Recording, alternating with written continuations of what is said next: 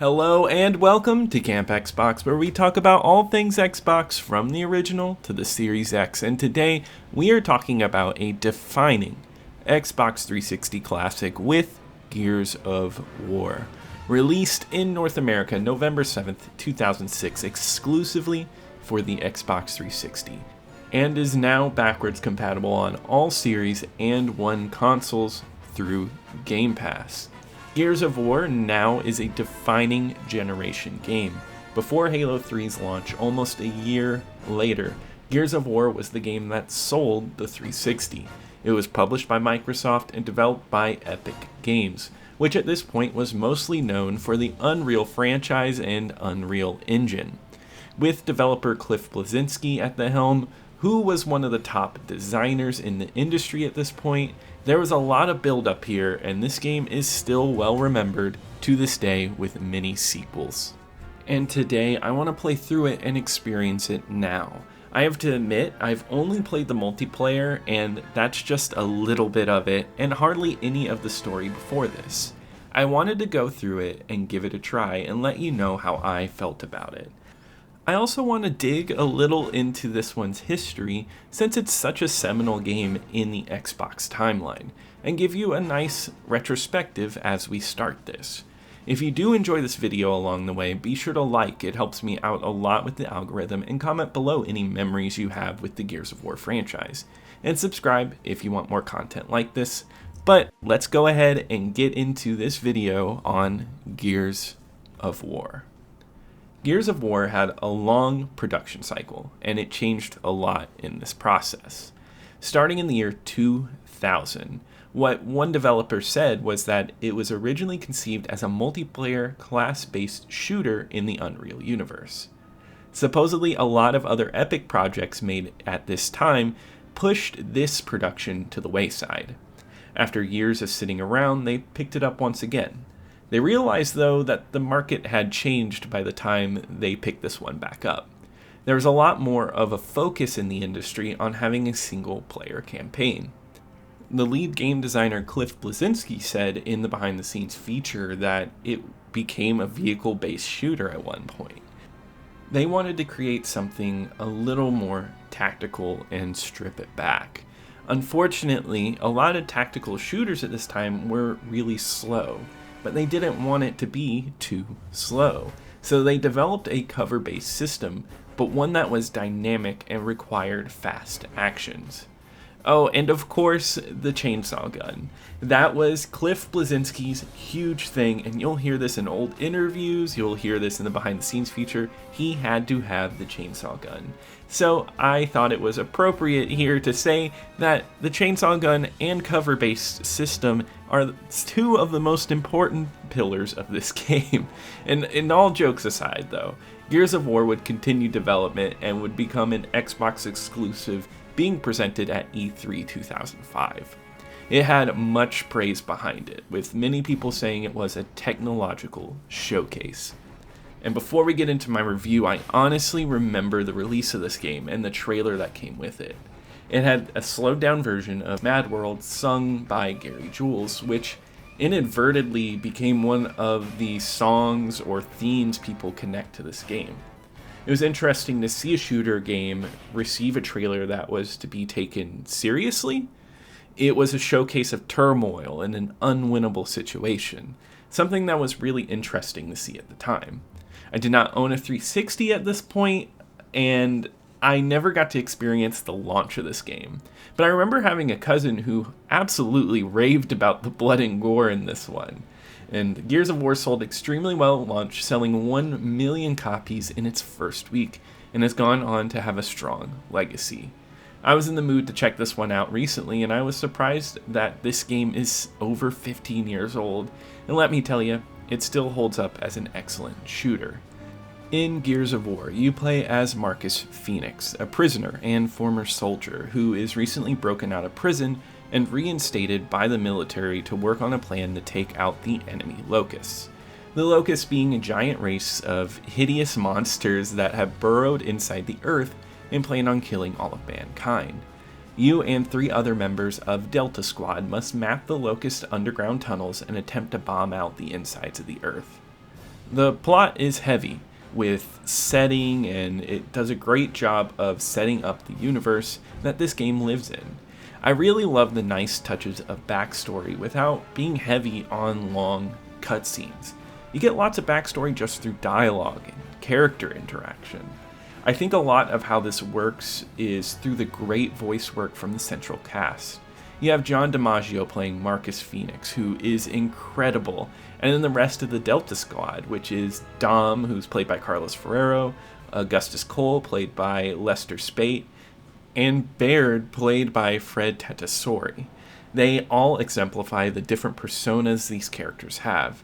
Marcus feels rugged and a great leader for the team, and there's Cole, who is the great comic relief of it all.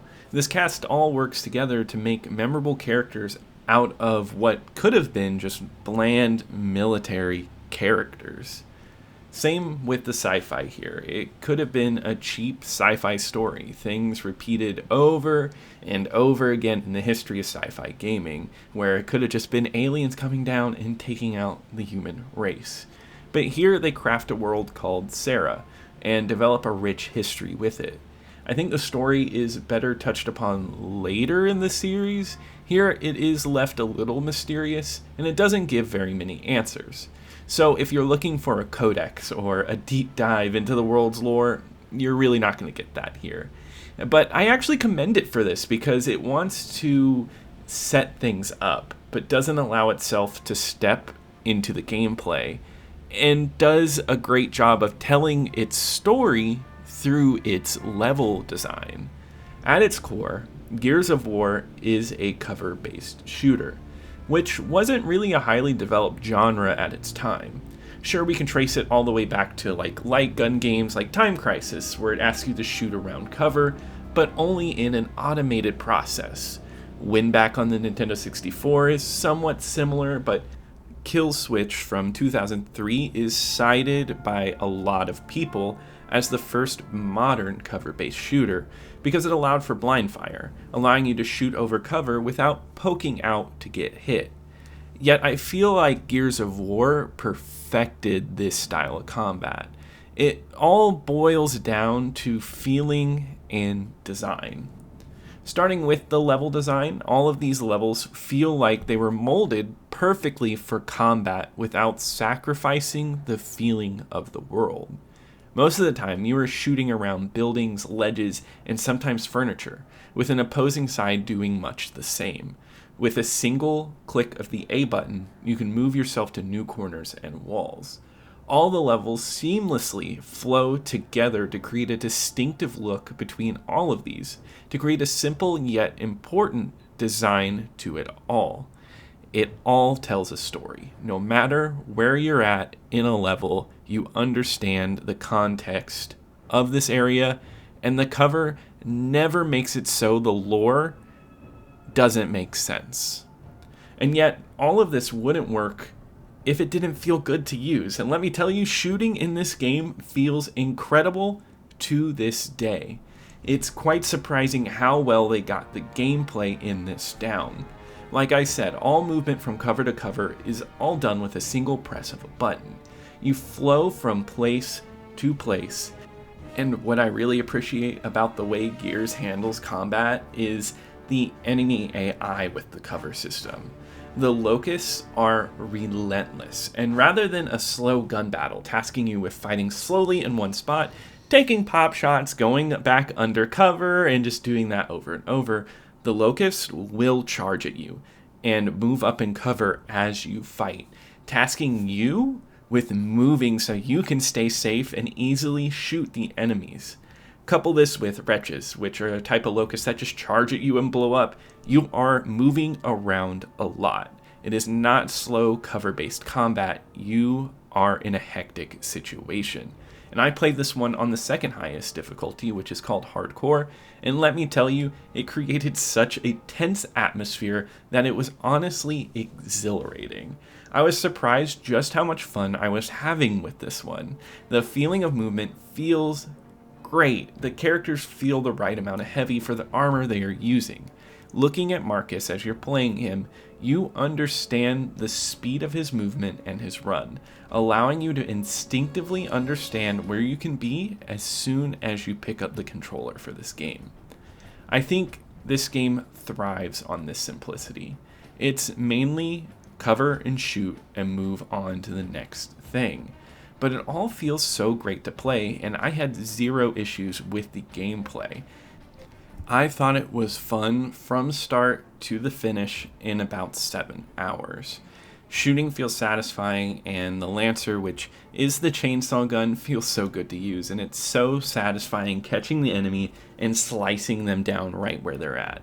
It's a very small arsenal of guns with a bow with an explosive end, a sniper, and a few other mainstays of military type weapons, but I like the simplicity and focus on just a few well-crafted weapons. All around, it's an excellent playing experience and a very pivotal one in gaming, and I still think it holds up to this day. The graphics also hold up well in my opinion. Of course, by 2023 standards, character models have kind of a plasticky clay look to them, which I think is kind of common at this point. Yet I will argue that stylistically, all of the graphics work together excellently. The world is full of dark browns, a lot of grays, a depressing mix of post-war, post-apocalyptic depression. It's all built up in an interesting setting. The detailed small maps that are provided to you to play in all feel full of emotion and things to look at. I specifically like how tall buildings in the foreground cut off the skylines just enough to make this world feel huge. I know a lot of people don't like this color palette, but I think if there is a game of this generation that used the dark gray brown palette well, this is the definitive one. I kind of think of this game as the depressing shooter, and it holds itself well in that style with this color palette. The music in here is also incredible, done by Kevin Pipel. I like the way they went for a more cinematic approach over an electronic sci-fi one. It feels huge and military-like. It's always pumping and full of tension from start to finish. The final act, which is a mad run from one end of a train to the other one, is full of musical highlights and got my blood pumping. The sound is excellent too, with amazing noises from the guns. It all sounds so brutal, especially when you reach that chainsaw deep inside your enemies. You feel the noise of the body being destroyed. All the Locust noises are distinct and guttural, matching such a disgusting setting and mood. It all works together so seamlessly. And as a big achievement hunter, I do want to touch upon these a little bit. Most of your single player ones are all for story mode, playing on each difficulty. I did not make an insane run for this review, but I did play on hardcore, which was a great challenge. Most of the achievements list is centered around the multiplayer, mainly asking you to get 100 kills with each weapon, but I do think there is one infamous achievement here, and that is the seriously achievement, asking you to kill 10,000 people in versus mode.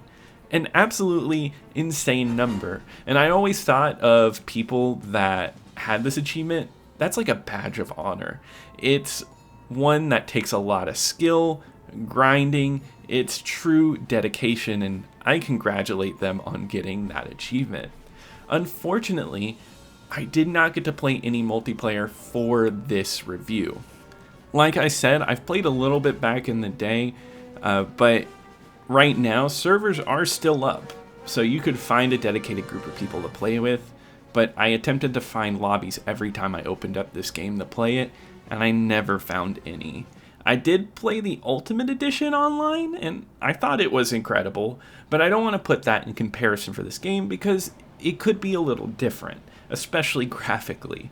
If there is anything of what I remember of the original Gears multiplayer, was that it just felt different, especially compared to something like the most popular Xbox Live game at this point that Gears of War actually took over, which was Halo 2. It was a lot more tactical. You had to think about where you were, your placement, but just the same as the AI in the story mode, you have to rush around. People will come up behind you, flank you, and it is tense and thoughtful. And I think that's a really important multiplayer milestone. It did, like I said, take over Halo 2 as the most popular Xbox Live game for a little bit, but it became the second most popular Xbox Live game of 2007 because later that year Halo 3 would come out, and of course everyone was super excited for Halo 3. Now I do want to get together and play this at some point with a group of people, and once I do, I really want to dig into the multiplayer and make a video exclusively for that. But for now, I'll say at least with the Ultimate Edition, the heaviness of the combat, the frantic shooting, it all works well in the multiplayer space. And I've played later entries online, and man, people are so good at this game. So it still has a dedicated following to this day, so I'm sure you can find someone out there that still wants to play this. At the time of release though, this game got stellar reviews across the board. You see a lot of scores of 9 or higher, or A's, or 5 stars. It was a powerful and interesting shooter experience that I'm sure it felt extremely fresh at the time. Just from the interviews of people at E3 after playing it, it was fresh because it was so simplistic. The multiplayer had no bells or whistles.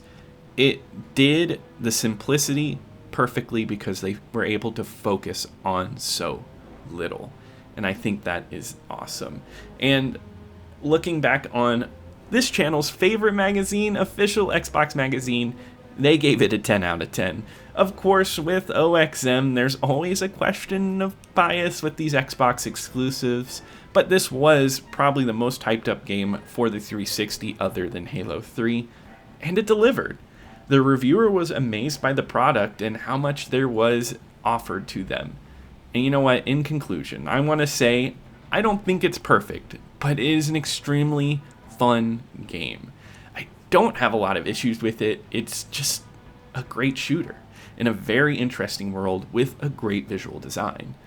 It still holds up to this day. There's not a lot of things that feel dated. It's a great experience, and one that I would highly recommend checking out if you've never played through it like me, or if you have played it before, play it again. It's really worth your time. On my Xbox 360 ranking list, Gears of War goes in at my number 1 slot. Project Gotham Racing 4 is an excellent racing game, but Gears of War is just an all-around excellent package. And I think that wraps it up for this video. If you enjoyed it, please like and comment below. Also subscribe if you want to get more content like this. I know this video is a whole lot longer than my normal videos with a lot more footage, but please let me know if that's something you enjoy, something you'd love to see more of. But for now, I'll see you here next time at Camp Xbox.